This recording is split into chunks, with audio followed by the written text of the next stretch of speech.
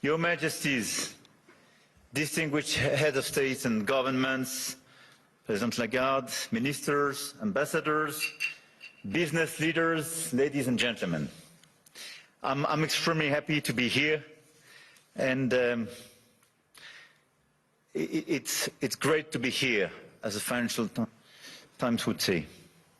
And it's a time of peace, stability, and predictability. So let's try to address the key challenge of this world in a few minutes' time. But it's clear that we are reaching a time of instability, of imbalances, both from the security and defense point of view and the economic point of view. Look at the situation where we are. I mean, a shift towards autocracy against democracy, more violence, more than 60 wars in 2024, an absolute record, even if I understood a few of them were fixed. And conflict has become normalized, hybrid, expanding into new domains, space, digital, information, cyber, trade, and so on. It's as well a shift towards a world without rules, where international law is trampled underfoot, and where the only law that seems to matter is that of the strongest, and imperial ambitions are resurfacing. Obviously, the Russian war of aggression against Ukraine, which will enter into its fourth year next month, and conflicts continue in the Middle East and across Africa. This is as well a shift towards a world without effective collective governance, and where multilateralism is weakened by powers that obstruct it or turn away from it, and rules are undermined. And I can multiply the examples of international bodies weakened or left by the key economies. And when we look at the situation, it's clearly a very concerning time, because we are killing the structure where we can fix the situation and the common challenges we have. Without collective governance, cooperation gives way to relentless competition. Competition from the United States of America through trade agreements that undermine our export interests, demand maximum concessions, and openly aim to weaken and subordinate Europe, combined with an endless accumulation of new tariffs that are fundamentally unacceptable, even more so when they are used as leverage against territorial sovereignty. And competition from China, where massive excess capacities or distortive practices threaten to overwhelm entire industrial and commercial sectors. Export control has become more dangerous new tools, destabilizing global trade and the international system. And the answer, in order to fix this issue, is more cooperation and building new approaches. And it's clearly building more economic sovereignty and strategic autonomy, especially for the Europeans, which is for me the core answer. In this context, I want to exclude two approaches. The first approach would be to, I would say, to passively accept the law of the strongest, leading to vassalization and bloc politics. I think accepting a sort of new colonial approach doesn't make sense. And all the head of state and government and business leaders, which would be too complacent with such an approach, will take a huge responsibility. The second will be to adopt a purely moral posture, limiting ourselves to commentary. That path would condemn us to marginalization and powerlessness.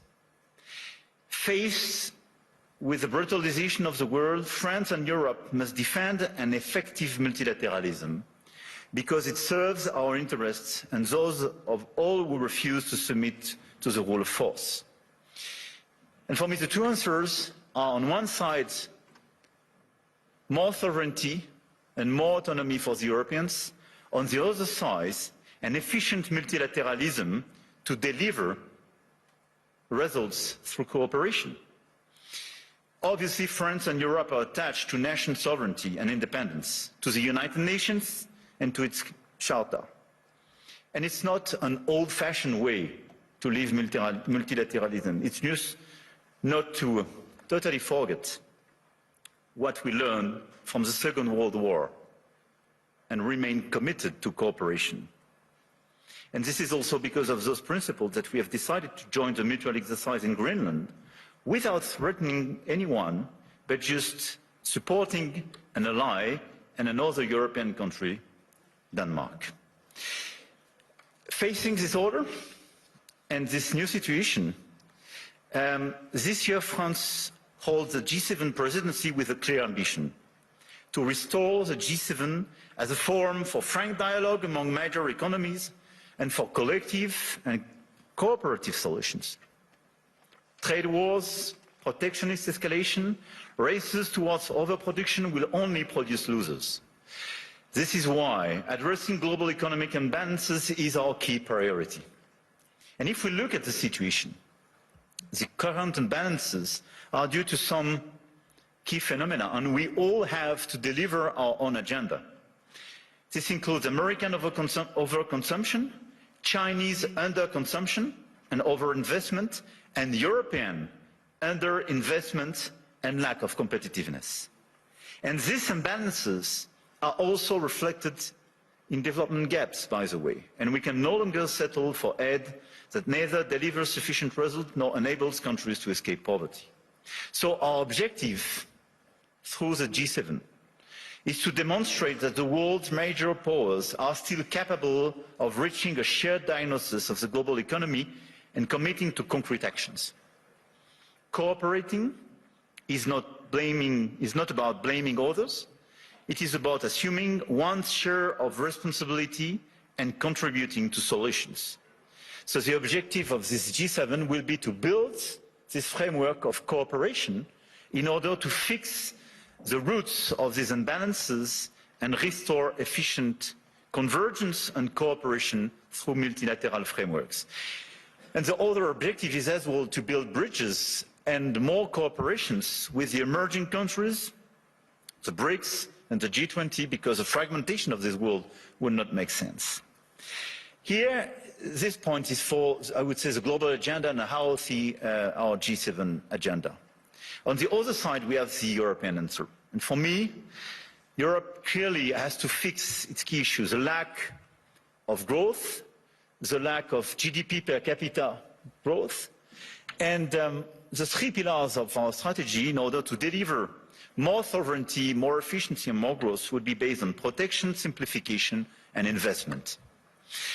Because the diagnosis is well known, European competitiveness still lags behind that of the US, and in the current global order, facing precisely the Chinese approach, we have to react. So first, protection. Protection doesn't mean protectionism. But today's Europeans are too naive. This is the unique market open to everybody without checking level playing field. Nobody can access the Chinese market as people are accessing the European market for sure. But even if you take the US and a lot of other countries, the level of protection does exist for investment and trade. And the Europeans are the only one not to protect their own companies and their own markets when the other countries don't respect the level playing field. This is why we have to be much more realistic if we want to protect our chemical industry, our industry, from the automotive sectors to a lot of others, because they are being literally killed by the lack of respect of a normal framework and level playing field. Europe has very strong tools now, and we have to use them when we are not respected and when the rules of the game are not respected, by the way. The anti-coercion mechanism is a powerful instrument, and we should not hesitate to deploy it in today's tough environment. We must also advance the principle of European preference. There is a North American preference in your market. There is no European preference today. We are progressively creating it, and in the latest documents and decisions taken by the decisions, we do have the first examples of that, but this is extremely good. And we are currently aligning closely with Germany to deliver an ambitious and simple framework. And this is a decisive project, and I count on the European Commission to present a proposal as well by early 2026 with the highest possible level of ambition in order to deliver, I would say, across the different sectors, the principle of European preference. This is a necessity. We must act on imports as well regarding this protection issue. And in the context of escalating trade tensions and Asian overcapacities, Europe must strengthen its trade defence instruments, including mirror measures to enforce regulatory standards, and we must improve the quality and added value of foreign direct investments, targeting projects with strong export potential. And this is core for the rebalancing with China. China is welcome, but what we need is more Chinese foreign direct investment in Europe, in some key sectors, to contribute to our growth, to transfer some technologies, and not just to export towards Europe some devices or products which sometimes don't have the same standards or are much more subsidized as the one being produced in Europe. It's not being protectionist, it's just restoring this level playing field and protecting our industry. So from safeguard clauses to mirror clauses to European preferences and incentives for more FDIs, this strategy is absolutely key. And in parallel, protecting our economies will also require a resilient strategy on both imports and exports to de-risk supply chains, particularly for raw materials, rare earths, semiconductors, chips, and to diversify our trade partners. The second pillar of the European economy and the European strategy should be simplification. And when I speak about simplification, we started with CSRD, CSDDD, and we have to do much more on different sectors, and we did it during the past few weeks on automotive, and we have to do it on chemical, digital, AI, banking, and so on.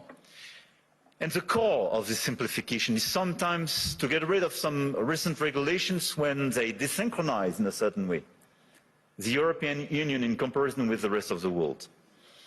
But we have as well to accelerate the deepening of the single market. On all these sectors, the 450 million inhabitants and consumers market should be the domestic market of all the EU companies. It's not yet the case as long as you have complexities. In doing so, we must ensure respect, technological neutrality and non-discrimination within the European Union. This is another pillar, another point of simplification. Neutral approach in terms of technology and non-discrimination. We discriminate during such a long time between the different sources of energies. It's counterproductive for the Europeans themselves. Companies have a role to play, and we must act, and you must act. And clearly, you must help identify and concretely help us to simplify where it is needed.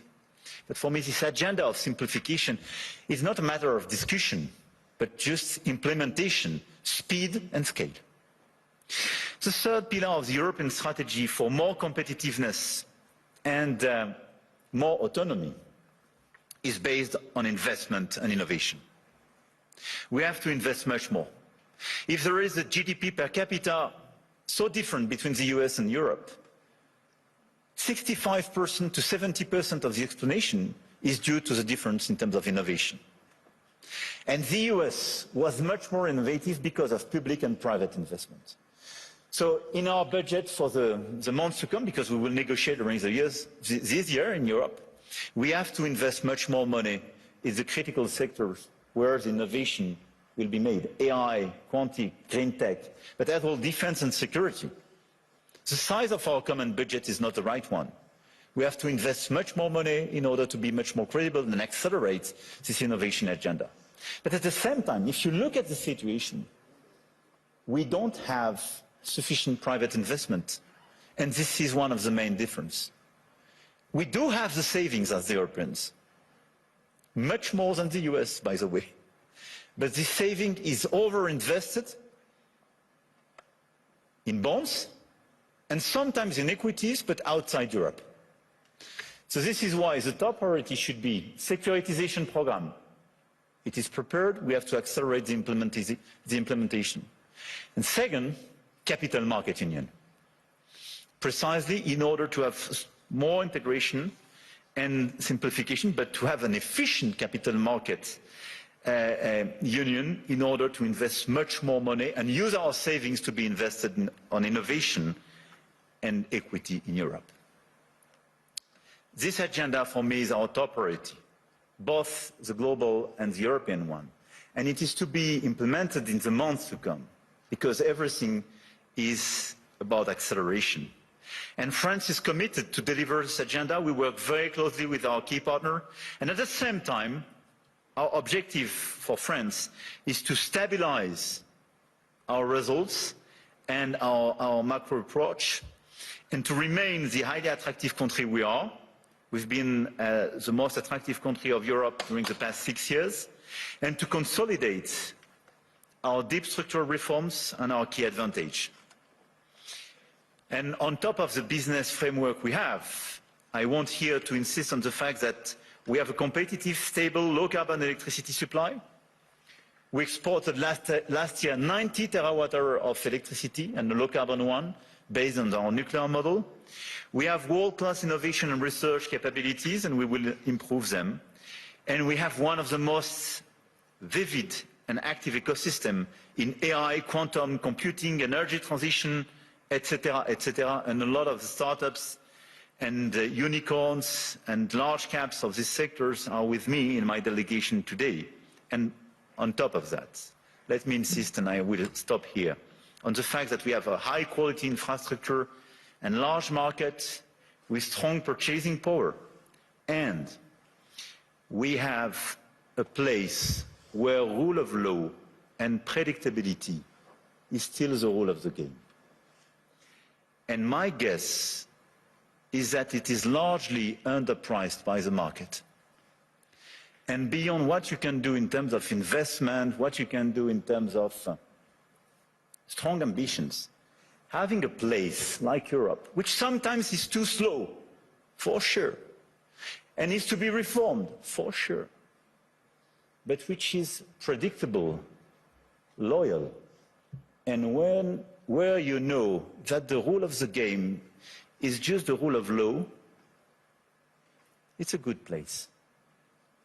And I think this is a good place for today and for tomorrow. So we will be committed during 2026 to try to deliver this global agenda in order to fix global imbalances through more cooperation.